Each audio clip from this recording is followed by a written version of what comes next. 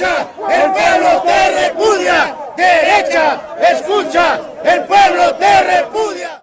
¿Cómo es posible que ellos pues puedan con esa prensa limeña, ATV, América, Willax, poder pues sembrar el miedo, el terror en el pueblo peruano, el cual es mentira, es falso? Ellos son los delincuentes que nos han robado. Para que se vayan a la ratonera. ¿Cómo defienden los policías a la rata? ¿Cuánto les han pagado a estos? Rechazan la presencia de Castillo y Lourdes Flores. Rechazamos rotundamente que nunca vengan a Arequipa, nunca nos han representado. Ellos ¿cuántos años han gobernado el país? ¿Qué hicieron por el Perú? ¿Qué hicieron por Arequipa? ¿Qué obras hicieron? La educación por los suelos, los sueldos por los suelos, que no alcanza. Hoy ¿cómo está la economía? Y echan la culpa, que Pedro tiene la culpa, que está solo 15 días en el poder, y ellos ¿cuántos años estuvieron? Dígame. Ellos son los responsables, especialmente Keiko y estos tres delincuentes que están acá. ¡Jorge del Castillo, ladrón! ¡Jorge delincuente! ¡Rata! ¡Rata! ¡Ratero! ¡Rata! Están dejando basura, están tirando tomates, han tirado basura en el auto en donde posiblemente ingrese Lourdes Flores Nano. Esta gente que deja de manchar los símbolos patrios, porque les hemos visto andar con polos con el escudo, con la bandera del Perú y con la bandera y con la camiseta de la selección. Le decimos a esta gente, a esta gentuza, que deja de utilizar nuestros símbolos patrios. De armas de Arequipa, ya en medio de un fuerte contingente, se ha retirado Jorge del Castillo, lamentablemente, una agresión a un colega de prensa por parte de una de las personas que dicen ser miembros de seguridad de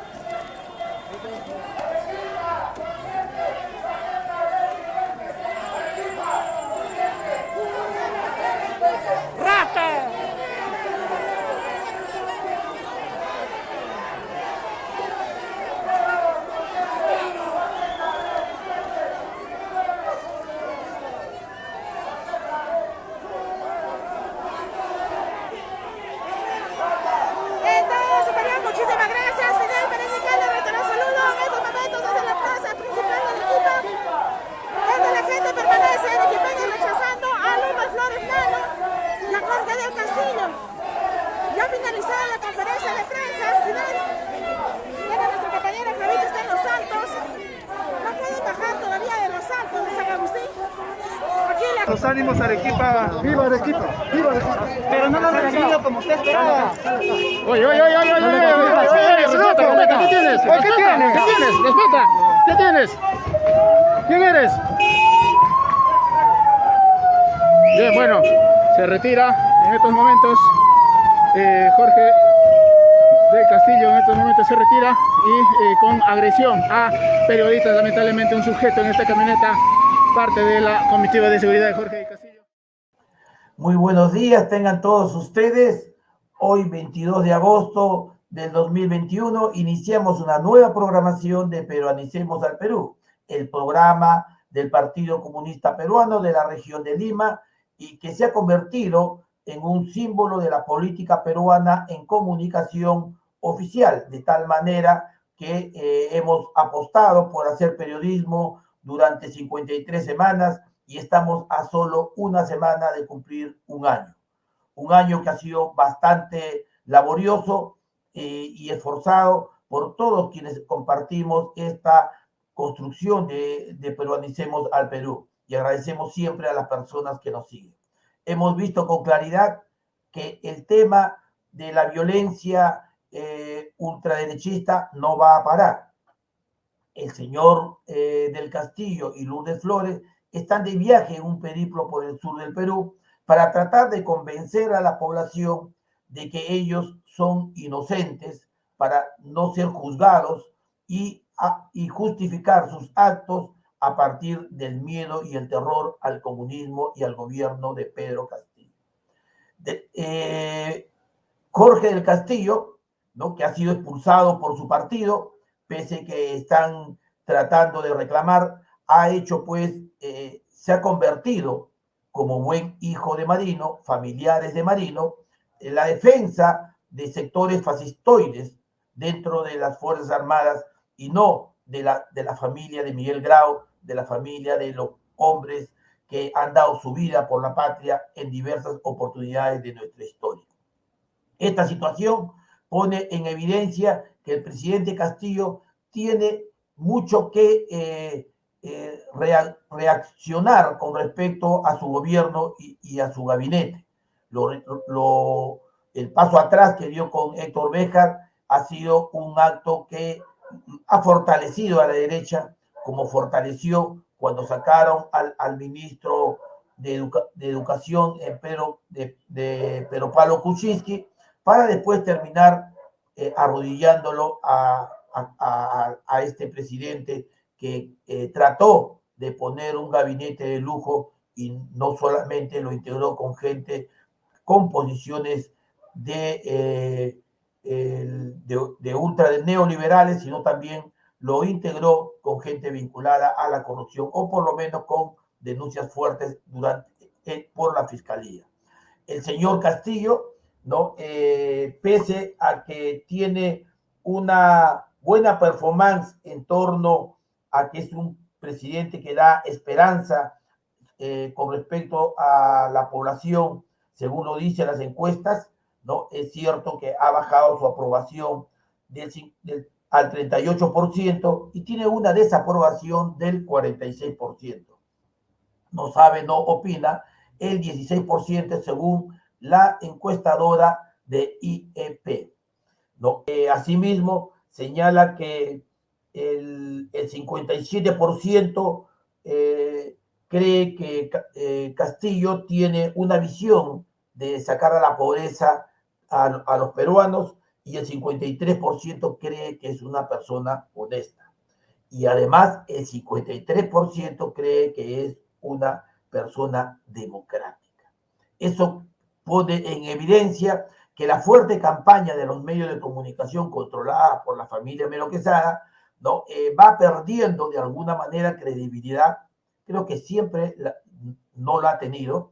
Sin embargo, ellos juegan a un miedo que desestabiliza a los peruanos, a un sector, a un tercio de los peruanos que no sabe cómo entender lo que está sucediendo en el país. El 53% fue en el mes de julio que dijo que sí, que Castillo podía manejar bien las cosas, pero lo que ha sucedido en las últimas 3 semanas pone en evidencia que hay un desazón donde solo el 38% lo está aprobando, ¿no? Pero también hay esa esperanza que decíamos al inicio, donde el 33% cree que sí es posible, versus el 27% que se encuentra en incertidumbre. Es decir, el 60% ve con esperanza, ve con aliento de que el presidente Castillo haga lo que tiene que hacer, apoyarse en las organizaciones populares, hacer un gobierno democrático y poner las cosas en clara. 2 recomendaciones muy puntuales, si de alguna manera vale esto. Democracia es gobernar con el pueblo. Plutocracia es gobernar con los ricos. Castillo tiene la decisión ahora. O gobierna con el pueblo o continúa la historia de 6 presidentes que hicieron lo mismo que hizo el nefasto Alberto Fujimori con su socio y hermano siamés Vladimiro Montesinos. Soy Marcos Fluker e iniciamos nuestra programación hoy en Peronicemos al Perú. Hoy, en esta edición de nuestro programa, contaremos con la presencia de Héctor Béjar, sociólogo, periodista y ex canciller del Perú.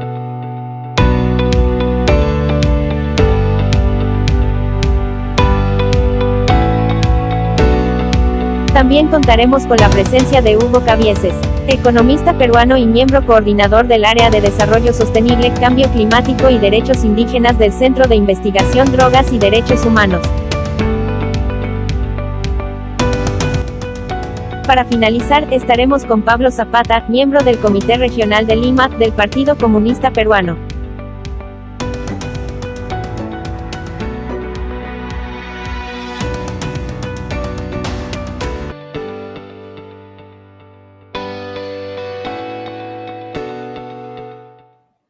Esta es la programación del día de hoy de Peruanicemos al Perú, para lo cual vamos a iniciar con el dirigente del Comité Regional del Partido Comunista Peruano, el camarada Pablo Zapata. Camarada Zapata, tenga usted muy buenos días y gracias por acompañarnos en su programa. ¿Qué tal, Marcos? Muy buenos días. Saludos a tus oyentes y seguidores. Buenos días con todos. Bueno, la situación sigue complicándose. Acaban de sacar el Partido Comunista Peruano un pronunciamiento, un comunicado con respecto al análisis de lo que está sucediendo en el país. La lucha por construir un gobierno democrático en estas condiciones se redobla dentro de las orientaciones que ustedes han planteado. Definitivamente, Marcos. Creemos de que el que haya salido elegido, ¿no?, ahora ya presidente Pedro Castillo, frente al compromiso que asumimos en la segunda vuelta de poder apoyarlo con la finalidad de que pueda instituirse dentro de la presidencia un gobernante que realmente que viene pues, ¿no?, de ser un campesino, un profesor, y que no representa pues intereses económicos ni tiene ningún tipo de compromisos. Creemos que en estos momentos el país debe defender con firmeza este proceso de cambio democrático y popular que está planteando el presidente Pedro Castillo. Es cierto, el Partido Comunista Peruano participó en este proceso electoral, hicimos una alianza conjuntos por el Perú en la primera vuelta, pero al posicionarse en un primer lugar, el partido Perú Libre, con la candidatura de Pedro Castillo, el partido toma la decisión orgánica de apoyarlo, porque representa en realidad intereses populares y además que planteaba diferentes cambios a efecto de modificar la situación económica y política del país, porque en realidad la situación económica beneficia actualmente a la oligarquía, ¿no?, que hoy día, a través de los monopolios generados tanto de la banca y en los diferentes medios de producción, y que debemos cambiarlo para evitar lo que viene sucediendo actualmente. ¿Qué pensamos como partido? No creemos que volvamos a actuar en la misma forma cuando estuvo gobernando. En ese entonces, si bien es cierto, no fue un gobierno democrático, sino a través de un cambio político, un golpe que dio el gobierno de Juan Velasco Alvarado, pero que tenía en realidad ideas y planteaba procesos como fue la reforma agraria, el de la nacionalización de los medios de las materias primas, ¿no?, en este caso el petróleo, la minería. Y de esta manera es cierto que algunos sectores de la izquierda, naturalmente porque no definían con claridad o porque no lo planteaban, probablemente ellos pasaron a una oposición radical y dejaron que inclusive que nuevamente la oligarquía, a través del capitalismo de producción en ese momento, hoy día capitalismo oligárquico y monopólico, hicieran que el general Juan Velasco Alvarado, a pesar de haber mantenido, pudieran dar también su golpe de Estado, que le hicieron a través de general Morales Bermúdez. Lo que usted está señalando, señor Zapata, perdón, lo que usted está señalando es que hay una similitud ante dos gobiernos con tendencias populares, ¿no? Donde la derecha, que se dice llamar democrático, no acepta ninguna postura que no sea la que ellos realizan. Es decir, de democrático no tienen absolutamente nada. Si no gana la derecha, el golpe de Estado, desestabilización. Esa es la relación que usted está haciendo, inclusive con un gobierno militar como el de Velasco. Correcto, exacto. Eso es lo que realmente ha sucedido y con esa experiencia es que debemos de evitar que vuelva a suceder ello. Porque si no, por ejemplo, la misma izquierda que ese entonces se oponía a los cambios que venía realizando Juan Velasco, por ejemplo, a la reforma agraria, que es cierto que tuvo sus deficiencias, pero se opusieron tajantemente. Pero hoy día plantean que estamos hablando de una segunda reforma que la tenga que hacer Pedro Castillo, es decir, consideran como suya, ¿no?, lo que se opusieron oportunamente. Y en ese sentido, creemos que lo que tenemos que hacer es defender hoy día el gobierno de Pedro Castillo, ¿no?, porque en realidad el poder económico, a través de las fuerzas fascistas y monopólicas, vienen haciendo lo imposible con la finalidad de poder darle también un golpe, pero ya no un golpe al estilo militar, sino utilizando la unificación que han logrado en el Congreso de la República, utilizando o mal utilizando los artículos de la Constitución para poder declarar la vacancia.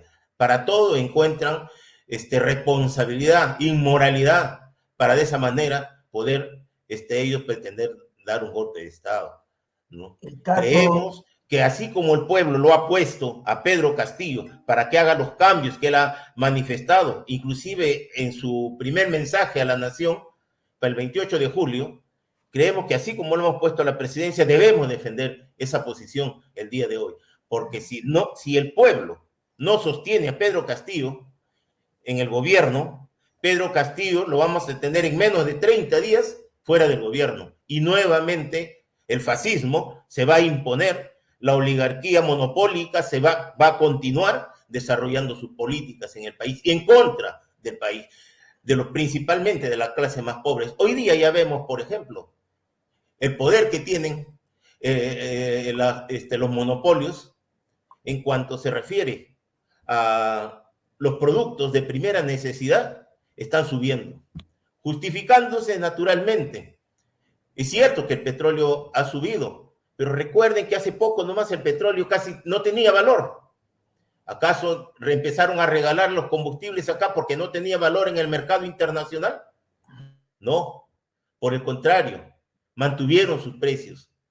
Cada vez que sube el petróleo, ellos automáticamente suben sus precios del combustible, pero cada vez que baja, no lo bajan en el mismo ritmo y magnitud de dichos precios, ¿no?, sino que ellos siempre siguen beneficiándose. Hoy día creemos que los productos de primera necesidad, como lo ha planteado el fascista del Partido Renovación, López Aliaga, manifestó, lo que tenemos que hacer es golpear a la gente más pobre, al pueblo más pobre, con la finalidad que comiencen a renegar de su gobernante, y después de que renieguen, comiencen ellos a protestar contra el gobernante. Son los famosos golpes blandos, que muchos se está utilizando ese término el día de hoy, pero que es un proceso. Es decir, que ellos como política actualmente la derecha, ¿no?, han tomado la decisión que en el corto plazo vacarlo al presidente. Bien, señor y si Zapata, nosotros como pueblo más pobre no lo sostenemos, creemos que lo vamos a tener nuevamente a la derecha encima del gobierno. En esa misma línea y con la experiencia de hace 50 años, ¿no?, durante el gobierno del general Velasco,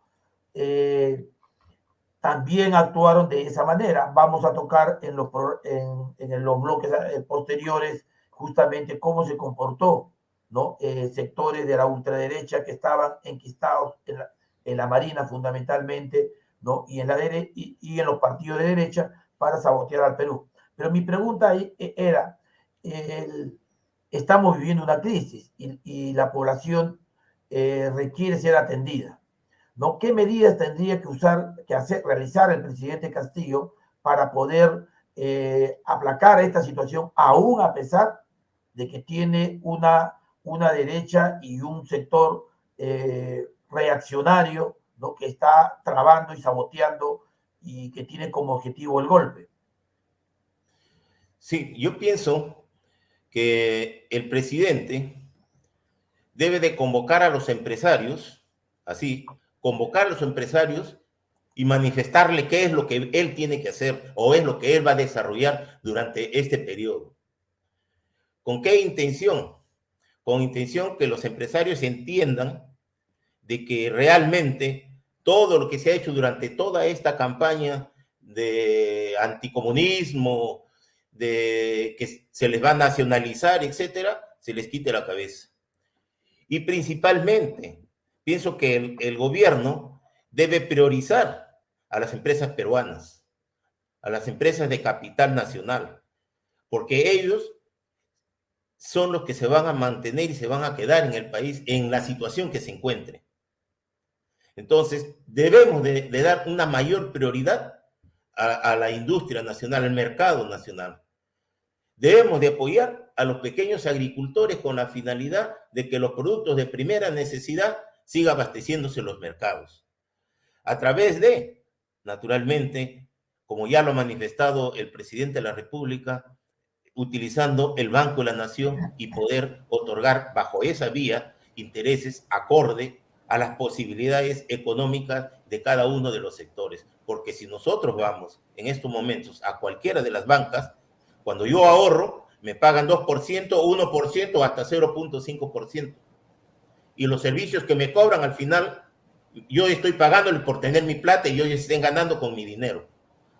Si utilizamos, en este caso, el Banco de la Nación y convertirlo también en un banco que pueda otorgar préstamos con bajos intereses, creo que de esa forma vamos a hacer que la economía comience a marchar. Pienso que con este bono que va a otorgarse en este lapso de septiembre a diciembre, está el Ministerio de Economía va a generar una mayor demanda interna y que va a hacer que el mercado, la economía se mueva.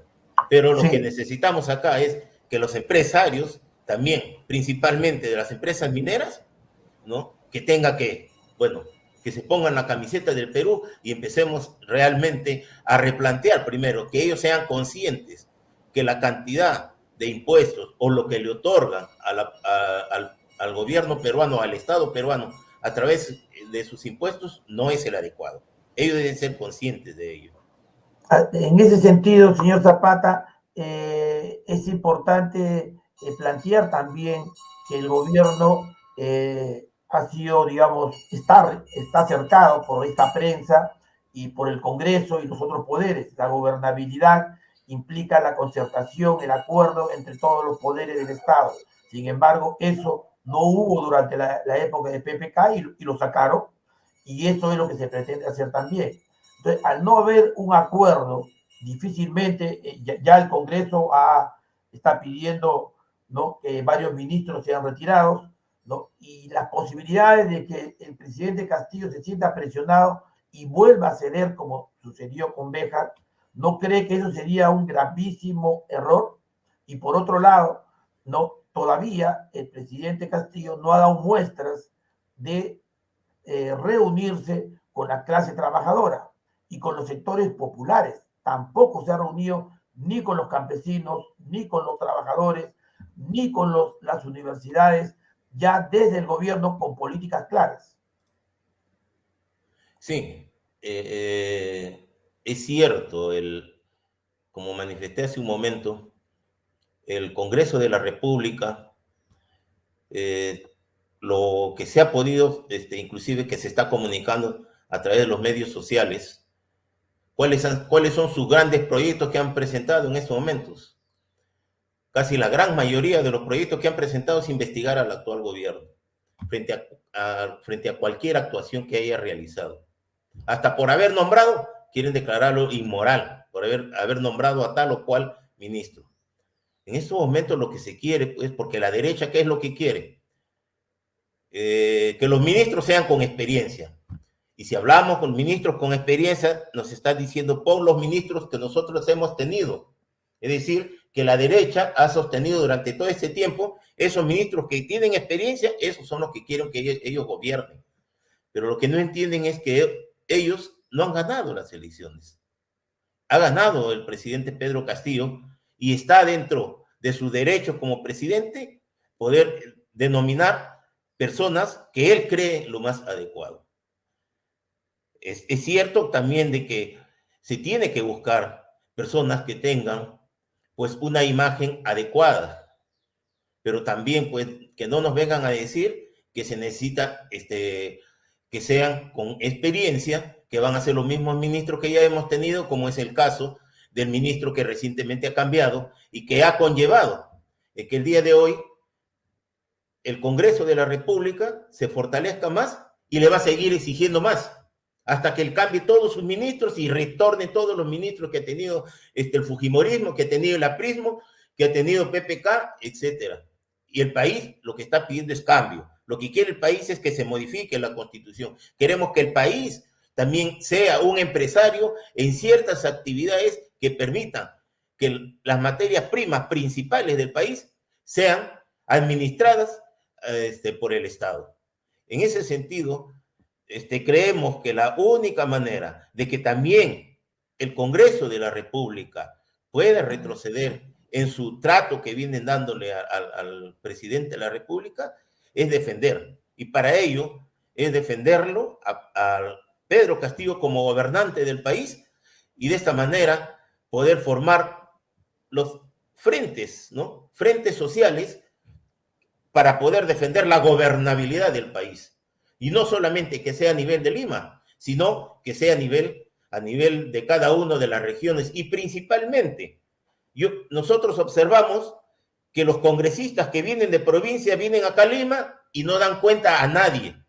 Creemos que cada región debe pedirle cuentas a sus gobernantes que los representan en el Congreso. Y cada paso que estén dando en contra del país, en contra de la gobernabilidad, sean cuestionados en su mismo gobierno, en su mismo lugar de donde han nacido, es decir, en los gobiernos regionales, en la región, ahí sean también exigidos a estos señores que actúen lo que realmente quiere el país.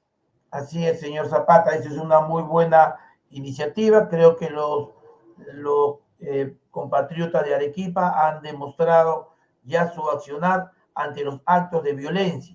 Y quiero compartir con usted lo que ha sucedido el día de ayer con una imagen, ¿no? Donde los jóvenes, la población de Independencia le hizo un homenaje a Héctor Béjar y ver después qué hicieron los sectores neofascistas, porque inclusive han puesto una esvástica. Veamos brevemente estas imágenes, señor Zapata, por favor.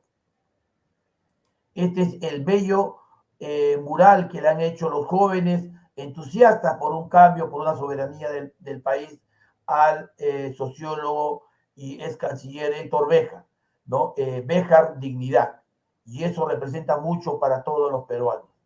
Fue realizado el día viernes, durante todo el día viernes, y ayer en la noche apareció de esta manera. Dígale a José que quiere hacer una jornada para cuidar el muro, que el muro fue dañado ya. Lo vamos a recuperar, sí. Dígale a José que quiere hacer una jornada para cuidar el muro, que el muro fue dañado ya. Lo vamos a recuperar, sí. Esto es lo que ha sucedido. Dígale a José que quiere hacer una jornada para cuidar el muro, que el muro fue dañado ya. Lo vamos a recuperar, sí. Y es evidente, pues, que estas imágenes de la esvástica fascista demuestra que hay todo un plan, un complot que lo vamos a tratar con el doctor Cabieses sobre el accionar, ¿no?, en la historia del Perú del terrorismo, que no empezó en 1980, sino décadas antes. ¿Cuál es su opinión, señor Zapata?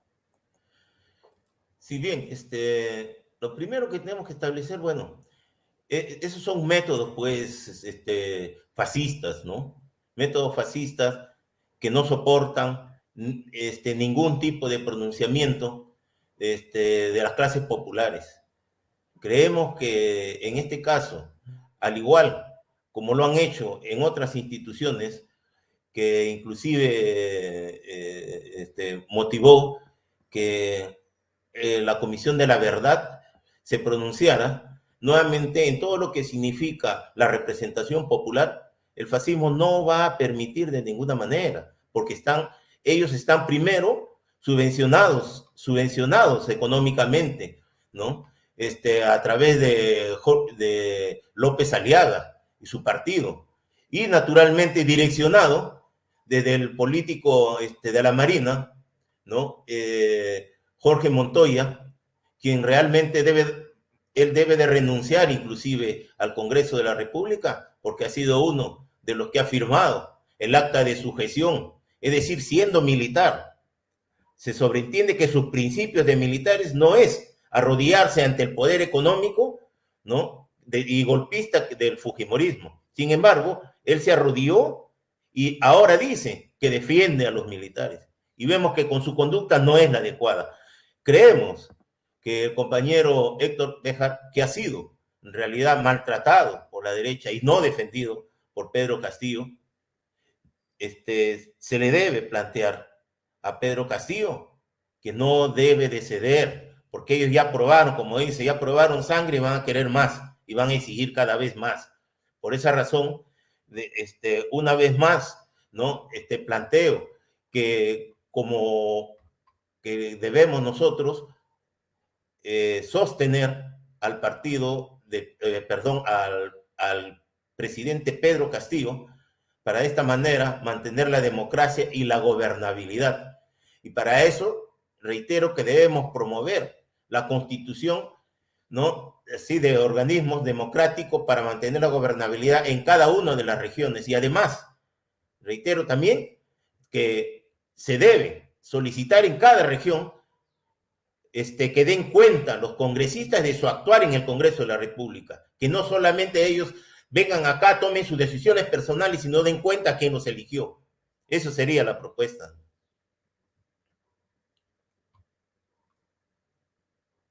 Muchas gracias, señor Zapata, por su participación en el programa Pero Decimos al Perú. Solo 30 segundos, por favor, que el tiempo nos gana. Con respecto al 16º Congreso del Partido Comunista Peruano, ¿cómo va este gran evento, esta gran fiesta de la izquierda peruana? Bien, estamos avanzando muy bien porque estamos impulsando que los documentos se estén discutiendo desde las células correspondientes, del órgano principal del partido, lo viene discutiendo desde las bases. Y de esta forma va a ir pasando jerárquicamente a cada uno de los organismos, en este caso a los distritales, las células distritales, de los distritales al regional y del regional al nacional. Y luego de ahí creemos que este Congreso debe de ratificarse en que el partido se debe convertir en un organismo estrictamente, ¿no?, de cuadros y de masas, con la finalidad de poder plantearnos como país, no solamente plantear las necesidades o exigencias, sino también prepararnos también para hacer gobierno como partido comunista que en este momento. Bien. Gracias por su participación y regresamos inmediatamente con el señor Hugo Cabieces. Gracias. Estamos en contacto.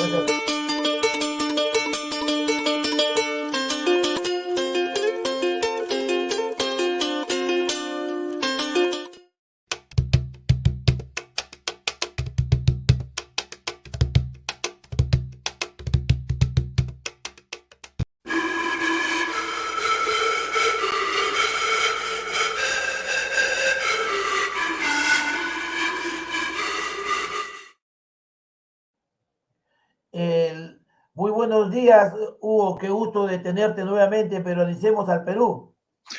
Muy buenos días, Marco. Muchas gracias por la invitación. Encantado de estar con ustedes. He escuchado con mucha atención a Pablo Zapata, ¿no? y encantado de estar acá y entiendo que después tu invitado más importante es Héctor Béjar, lo cual me da mucho gusto. Bien, Hugo, mira, qué impresión te ha dado estas imágenes del mural hermoso que le habían hecho los jóvenes a Héctor Béjar y cómo ha reaccionado los sectores fascistas. Bueno, yo creo que indudablemente lo que ha hecho Héctor es defender la dignidad y la soberanía del Perú al momento de exponer el 3 de agosto la política internacional del Perú, que desde mi punto de vista es la política de Estado del Perú respecto a las relaciones internacionales.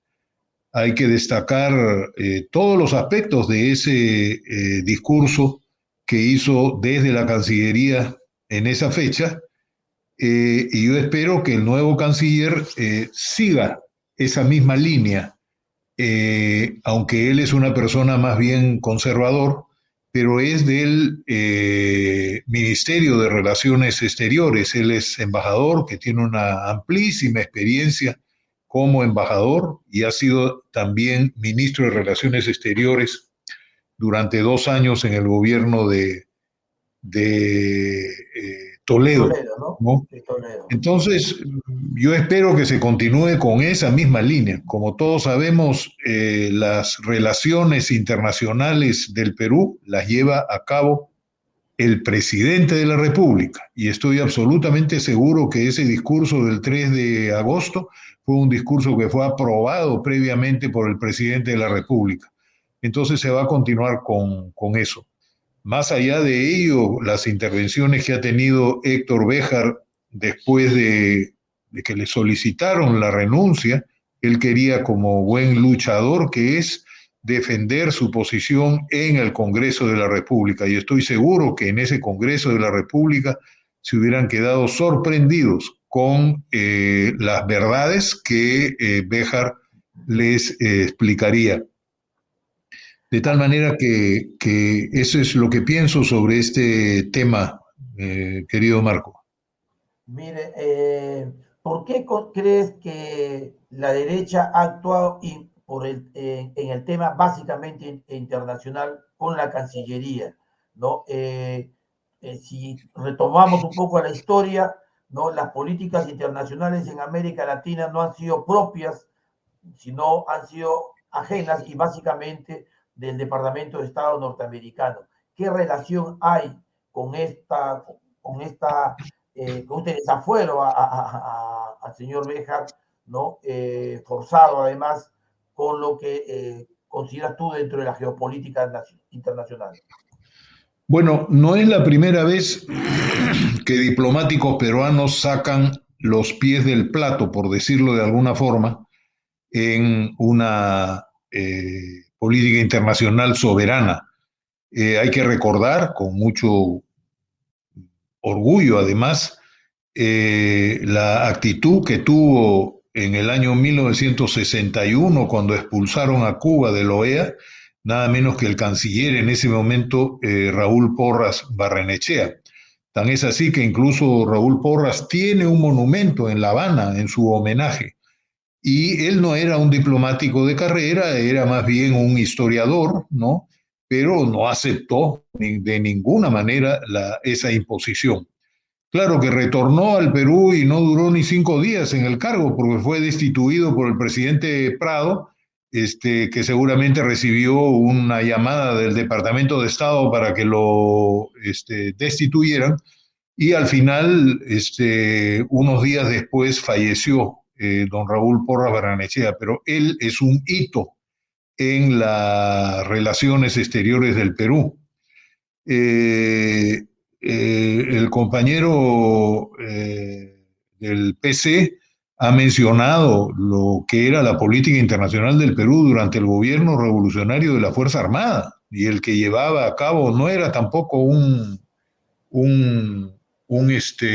diplomático, era justamente el general Mercado Jarrín, que tenía una propuesta sobre cómo engarzarse en el mundo de manera no alineada con los Estados Unidos y con ninguna potencia, ¿no? Y realmente fue un orgullo esa cancillería de ese momento, con algunos elementos civiles también y diplomáticos de esa cancillería.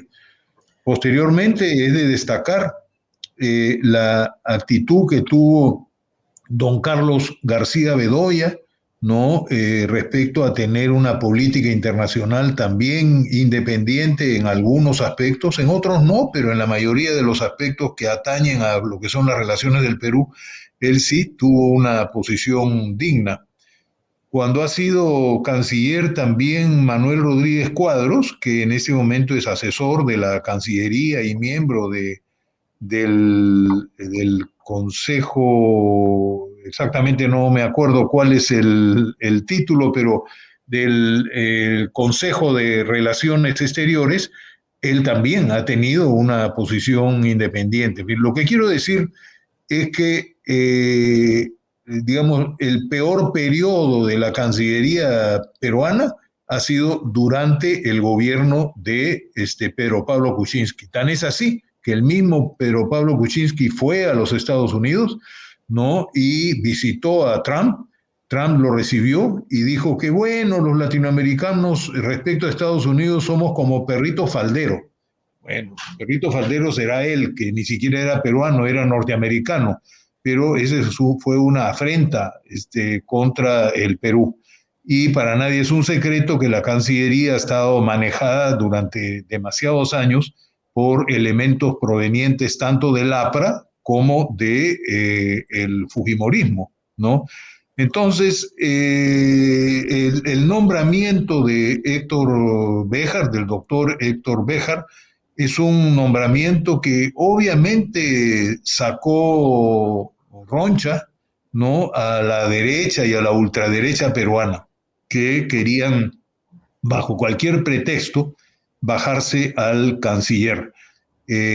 Como él mismo ha señalado, inventando calumnias contra él, ¿no? Que tienen que ver con la verdad histórica en relación con el comportamiento, no de la Marina de guerra, todos tenemos un gran respeto por ese componente de las Fuerzas Armadas, la Marina de guerra, sino por algunos elementos de la Marina de guerra que hicieron actividades, y eso está registrado históricamente, ¿no?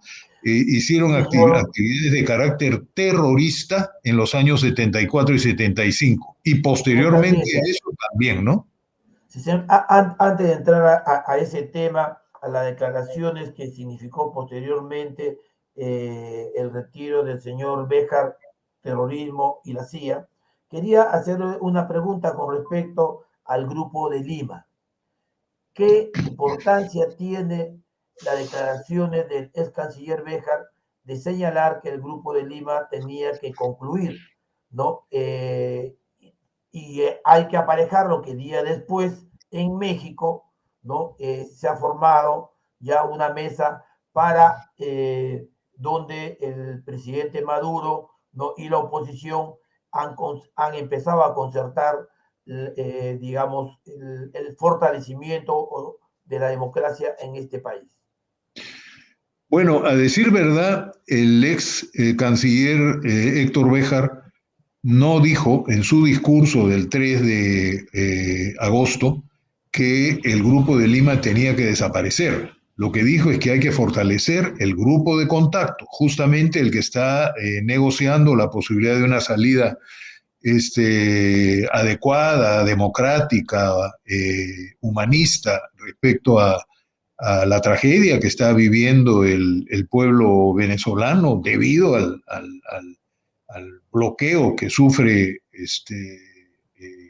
Venezuela por parte de los Estados Unidos, bloqueo similar, igual, tan salvaje como el que sufre el pueblo cubano y el gobierno de Cuba, ¿no? Entonces, él no mencionó la necesidad de que el Perú se salga del Grupo de Lima. Lo que pasa es que el Grupo de Lima ya es un grupo que está feneciendo por sí solo.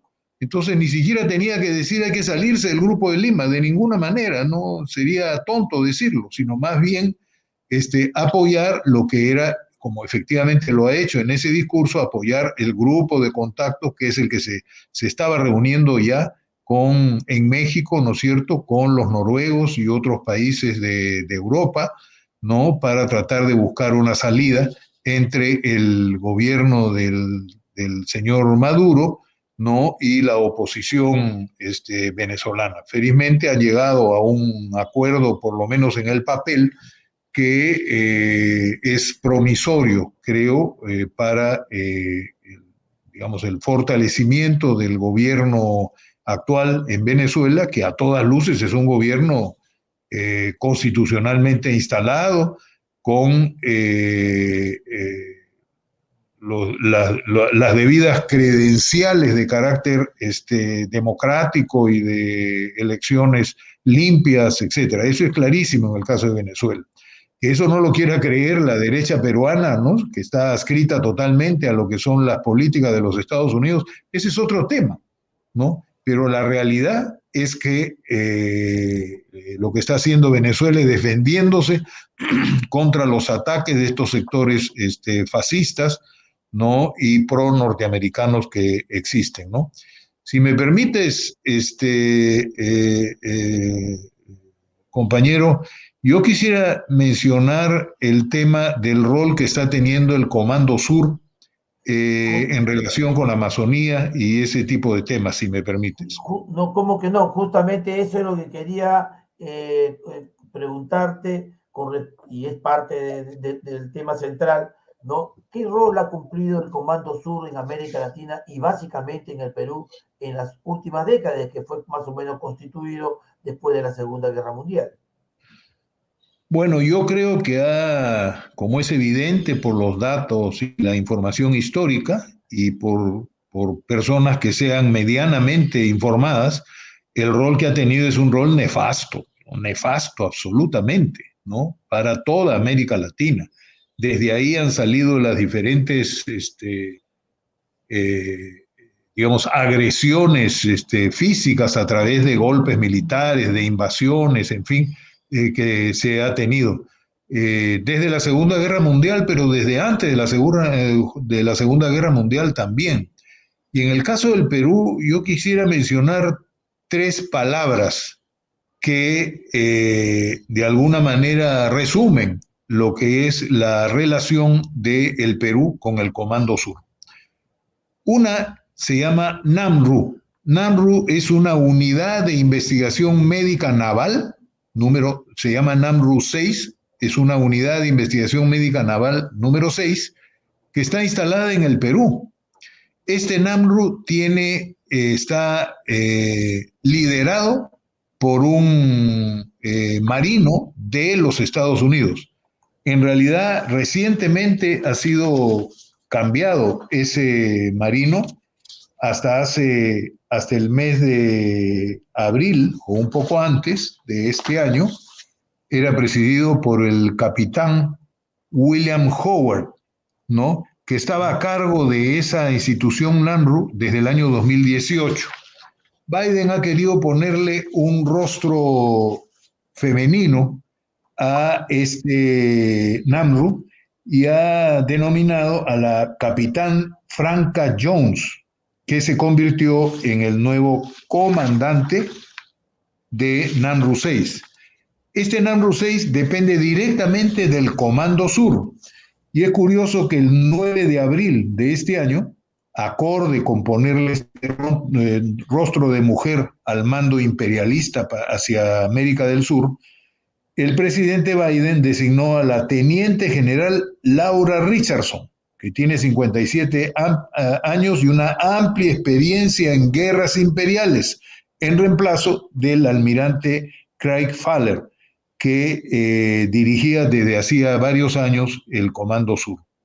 Y nosotros tenemos esa situación. ¿Qué cosa es lo que hace NAMRU 6 en el Perú? Supuestamente investiga lo que es, ahí está la foto, no sé si debe ser de la responsable del Comando Sur, la que han puesto ahí, no es la de NAMRU, ¿no?, sino la responsable que se llama Laura Richardson. Bueno, y el NAMRU, ¿qué cosa hace? Supuestamente investigaciones científicas para ubicar los diferentes virus que se desarrollan en la Amazonía peruana. Y por eso tiene una subsede, ¿no? En el Hospital Naval, aquí en Lima, tiene una subsede, un cuartel naval con militares que son médicos, pero militares norteamericanos, en Puerto Maldonado, y una tercera base en Iquitos, ¿no? Cerca de Nauta. Y ellos hacen investigaciones. Realmente la pregunta que hay que hacerse, ¿qué tipo de investigaciones hacen? Para tratar de combatir lo que es, por ejemplo, el COVID-19 y otras enfermedades tropicales, ¿no? ¿O qué cosa hace? Bueno, en el año 2019, creo que fue, el congresista Richard Arce, ¿no? Hizo una serie de preguntas al ministro de Defensa sobre este tema. En ese momento era el general José Huertas. Y las preguntas eran: ¿cuáles han sido los beneficios más importantes obtenidos por el Estado peruano, tanto en el campo militar como en el de la salud pública, por instalar el NAMRU 6? ¿Cuál es el costo que representa para el Estado peruano ser parte de NAMRU 6? ¿Qué cantidad de personal americano y peruano, militares y civiles, forma parte y o labora en este programa en la actualidad? ¿Qué medidas de seguridad se toman para neutralizar los riesgos biológicos que puedan poner en peligro la salud humana en nuestro territorio? Y otras preguntas más. Estas preguntas se las hicieron al ministro de Defensa y, por supuesto, se hizo el sueco. No contestó prácticamente ninguna de estas preguntas y está pendiente la solución o la respuesta a estas preguntas en la Comisión de Defensa y la Comisión de Relaciones Exteriores del Congreso de la República. Como siempre, esta Comisión de Defensa y la Comisión de Relaciones Exteriores ha sido manejada por los fujimoristas y por los apristas, turnándose en la presidencia de esa comisión, entonces no le hacen caso a este tipo de preguntas que la población debería hacerse. Bien. De tal manera que ese es uno de los temas de preocupación, por lo menos de algunos de nosotros que nos hacemos ese tipo de preguntas. Pero yo te decía que hay otras entradas. Sí. Quería preguntarle, señor Cabieses, o sea que el Comando Sur no solamente ha actuado en estos temas sanitarios, sino también en otros temas militares. Al respecto, ¿qué nos tiene que comentar? Bueno, con tropas directamente en el Perú, no. Con tropas bajo el disfraz de ayuda solidaria, sí. Y que vienen armados y que todos los años, ¿no?, el Congreso de la República aprueba el ingreso de estas tropas. Yo ya he perdido la cuenta de cuántos de estos soldados han ingresado, por ejemplo, en los últimos 5 años, que vienen acá para hacer entrenamiento, en fin, y en algunos casos para apoyar a lo que son desastres naturales o dar algo de apoyo, ¿no? Pero obviamente no es un apoyo así nomás. Es un apoyo que está basado en la necesidad de controlar lo que son los recursos naturales, básicamente de nuestra Amazonía. Por esa razón, creo yo, básicamente los marinos, ¿no?, la Marina de Guerra del Perú, algunos del Ejército del Perú, se opusieron a esta otra palabra, ¿no?, que muchos hemos escuchado, que se llama Escazú, que así como el NAMRU no es el nombre de una tribu no conectada en la profundidad de las selvas andino-amazónicos, sino esta unidad de la cual hemos hablado, Escazú tampoco es una tribu indígena en Centroamérica.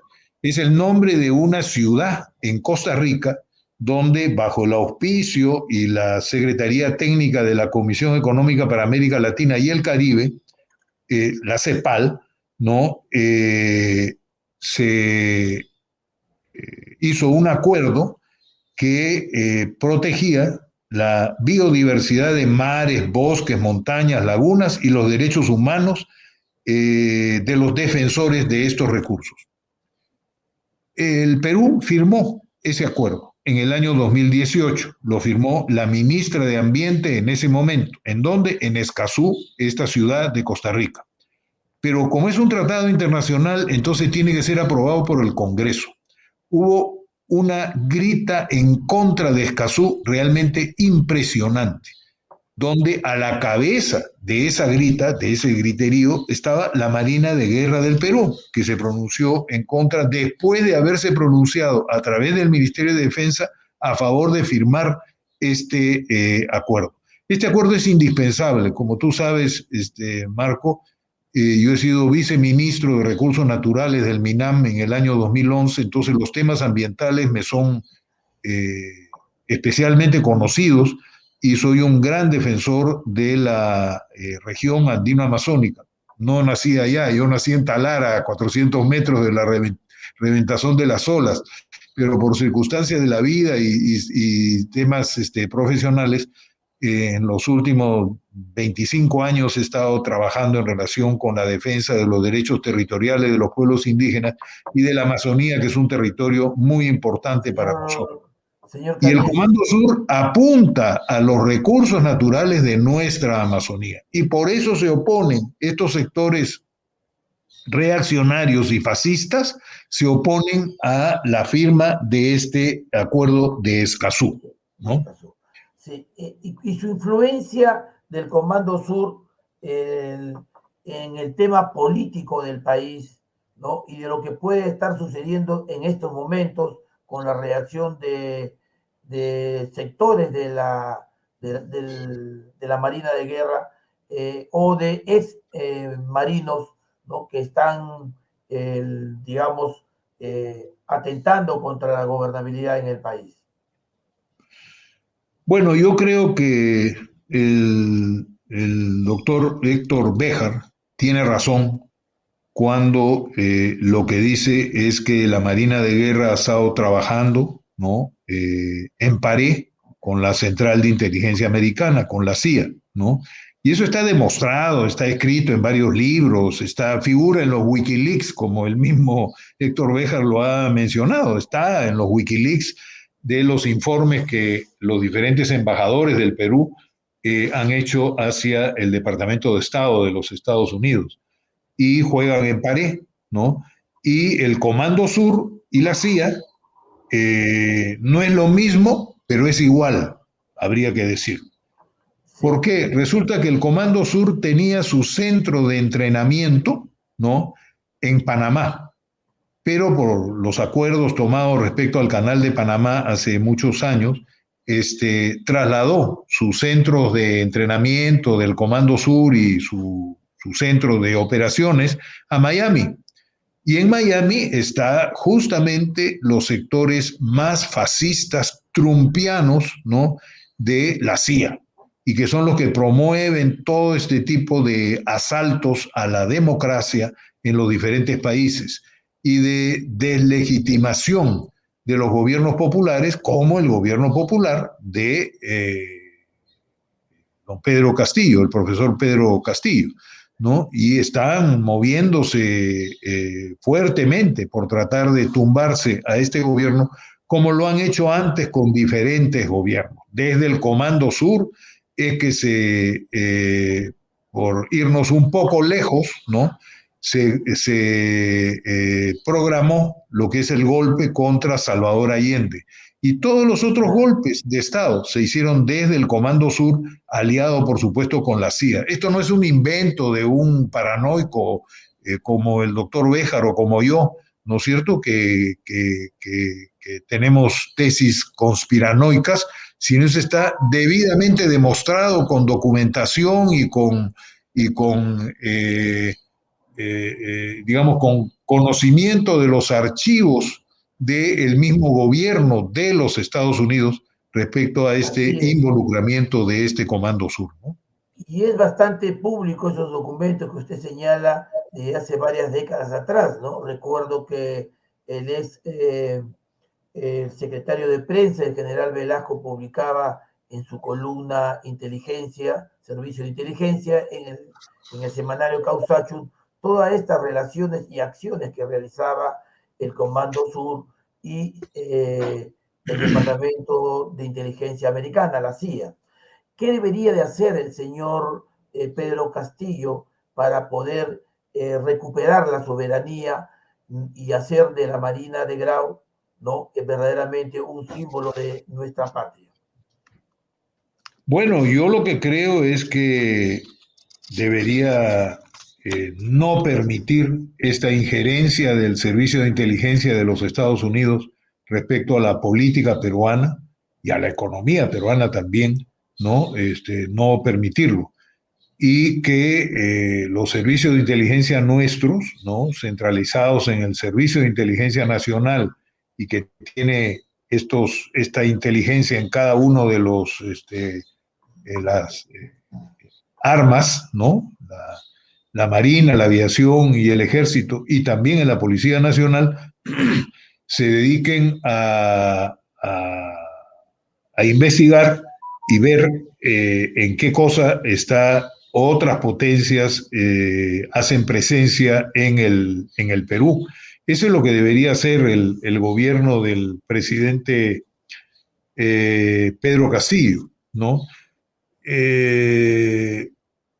Alguien decía por ahí que en Estados Unidos se producen pocos golpes de Estado porque no tienen embajada norteamericana allá en el territorio estadounidense.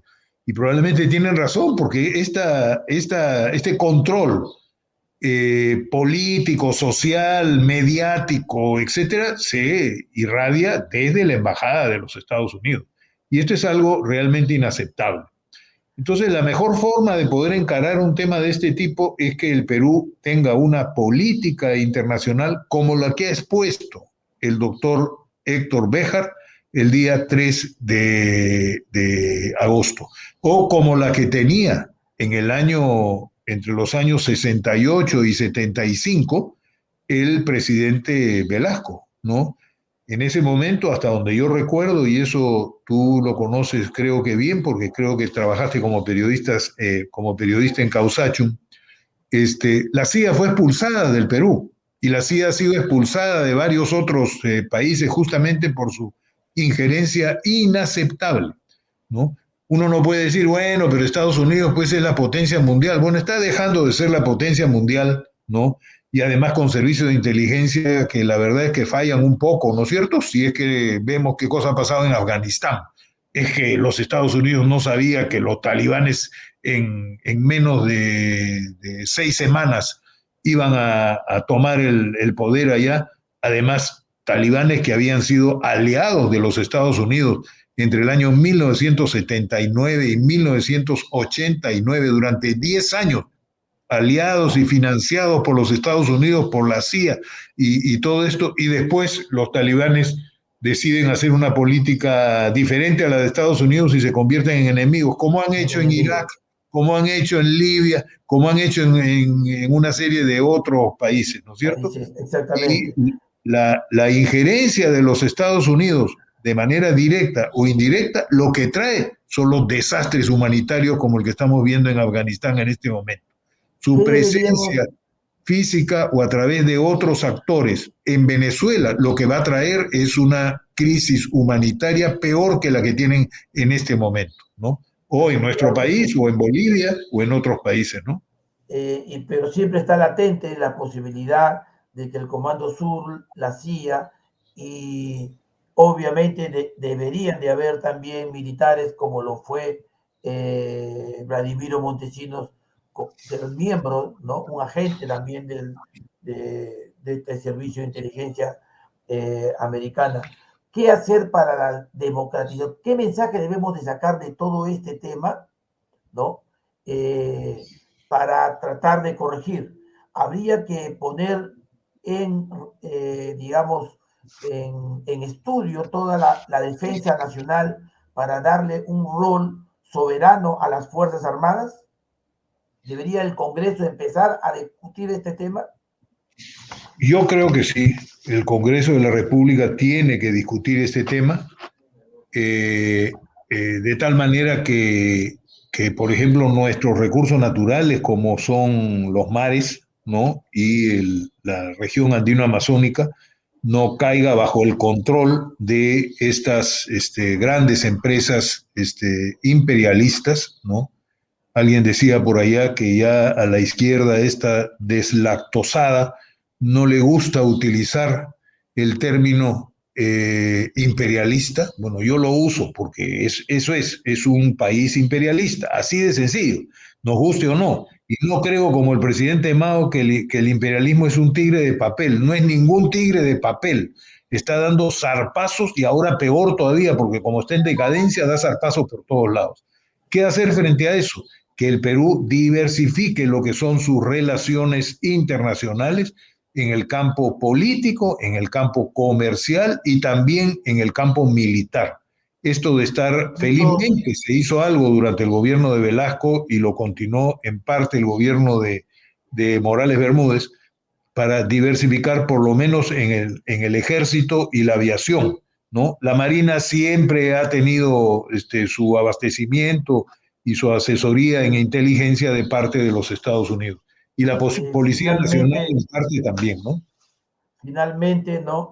Tengo que anunciar a todos los que nos siguen que el doctor Héctor Béjar no va a poder participar de este programa, ¿no? Entendemos, obviamente, después de haber visto los murales, ¿no? Que tiene que manejarse cautamente para poder desarrollar. Recordemos que él tuvo que sacar a su familia, a su esposa durante una época de terror que se vivió en el país, luego de las amenazas, ¿no? Y atentados que recibió en la organización donde él trabajaba aquí en nuestra patria. Por eso, nuestra mayor solidaridad con el doctor Héctor Béjar y siempre todos los peruanos vamos a estar con él y en el momento que sea oportuno, que lo considere así, volverá nuevamente a estar con nosotros en Peruanicemos al Perú.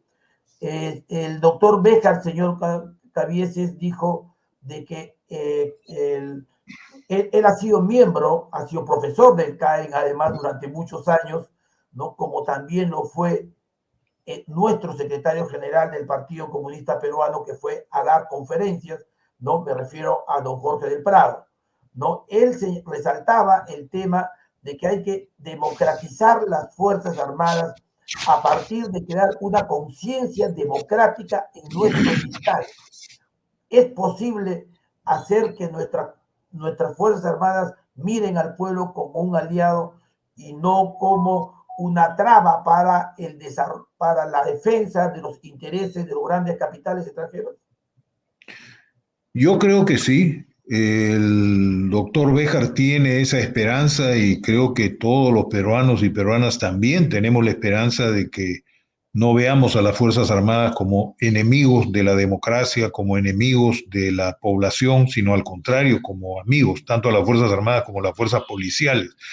Y el intento del general Marín cuando fundó, en ese momento se llamaba el Centro de Altos Estudios Militares, ¿no? Y hay una consigna ahí encima de la escuela que dice las ideas no se imponen, ¿no?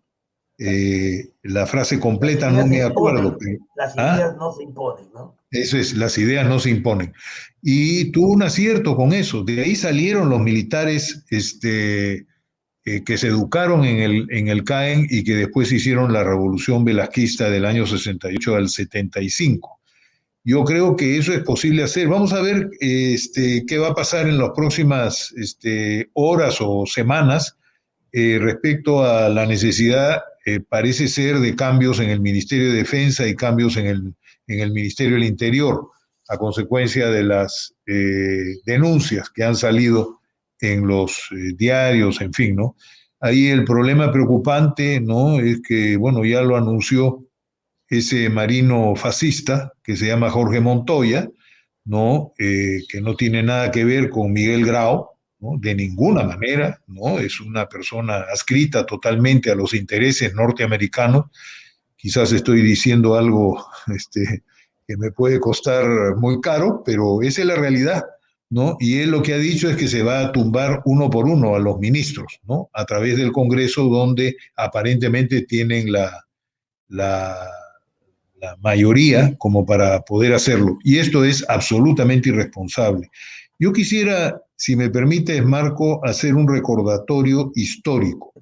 Mira, Estados Unidos desde el siglo XIX ha tenido una aspiración a conquistar lo que es la Amazonía. Entre 1865 y 1866, Chile, Perú, Bolivia y Ecuador, ¿no? Se enfrentaron a el Imperio Español. De ahí se dio la batalla de 2 de mayo. Terminado ese periodo, el presidente de ese momento, Mariano Ignacio Prado, designó como jefe de la Armada peruana al marino norteamericano John Randolph Tucker, conocido luego como el almirante del Amazonas, no por gusto, sino porque estaba apuntando al Amazonas. ¿Qué sucedió en ese momento? En ese momento, Miguel Grau Seminario no se hizo esperar y junto con otros oficiales peruanos, patriotas, marinos, todos ellos, llamados Miguel José Ferreiros, Senra, Aurelio García y García y Juan Lizardo Montero, conocidos como los 4 Ases del Perú, entendieron que esta era una ofensa contra los marinos peruanos y sencillamente no aceptaron esa imposición. El presidente en ese momento ordenó que los metieran presos y Miguel Grau, el gran Miguel Grau, estuvo preso en la isla San Lorenzo, casi durante 6 a 7 meses, hasta que al final fue amnistiado él y todos sus compañeros. Estos son temas que hay que destacar del heroísmo de Miguel Grau, ¿no? No solo, seguramente, principalmente su sacrificio en la batalla de Angamos, sino también en esto que fue 20 años antes, o 10 o 12 años antes de la guerra con Chile, ¿no? Estos son los elementos que hay que destacar.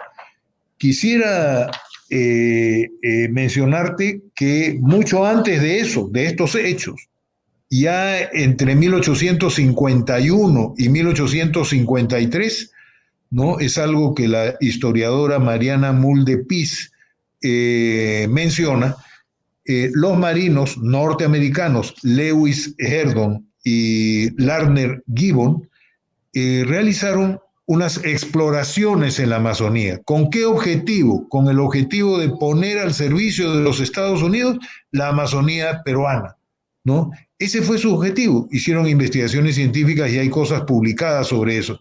De tal manera que la aspiración de los Estados Unidos a meterse en la Amazonía, no solo peruana, sino la Amazonía en general, es una aspiración que a mí me hace sospechar que NAMRU 6 no es por gusto, que la oposición a Escazú, al Tratado de Escazú, tampoco es por gusto, y que bajo el pretexto de las investigaciones sobre el COVID-19 están haciendo labores de inteligencia para tratar de apropiarse de nuestros recursos naturales de la Amazonía, que son realmente cuantiosos. Muchísimas gracias, Hugo. Nos hemos pasado desde la hora, pero creo que ha sido muy alentador lo que están escribiendo las personas que nos siguen, ¿no? Es muy importante porque demuestra pues que hay un interés sobre lo que transmitimos en este programa y sobre todo a la calidad y a la inteligencia y voluntad democrática de nuestros entrevistados. Gracias, compañero Hugo Cabieses. ¿No? Gracias a ti, Marcos, Marco, y si me permite, quiero solidarizarme, por supuesto, con Héctor Béjar, decirle que aquí estamos para apoyar las labores que realice hasta ahora, y bueno, yo siempre me gusta ver el vaso medio lleno y no medio vacío, y yo estoy casi seguro que el presidente Castillo lo que va a hacer es afirmar la política internacional que expuso el doctor Béjar el día 3 de agosto de este año. Muchas gracias, Marcos. Muchas gracias y ha sido un programa de mucho análisis nuevo, hemos querido romper el tabú con respecto al tema de las Fuerzas Armadas. Para los comunistas peruanos, la soberanía de nuestra patria es fundamental, siempre y cuando tengamos, ¿no? Unas Fuerzas Armadas, ¿no? Que tienen una mirada popular. Siempre dijimos, el pueblo uniformado es parte de nuestra ciudadanía. Siempre hemos creído que a las Fuerzas Armadas hay que darle un carácter y una formación democrática para servir a nuestra patria, a nuestra soberanía, defendiendo nuestros recursos naturales. Creemos también que el presidente Castillo debería de revisar los contratos que se tienen a través, o los convenios que se tienen a través de las Fuerzas Armadas con otras Fuerzas Armadas, fundamentalmente del Comando Sur, donde ingresan con total impunidad, ¿no? A nuestra patria, como bien lo ha dicho el señor Hugo Cabieces. Muchas gracias por su participación y siempre peronicemos al Perú, que dentro de una semana cumplimos nuestro primer añito. Gracias y que tengan un buen domingo.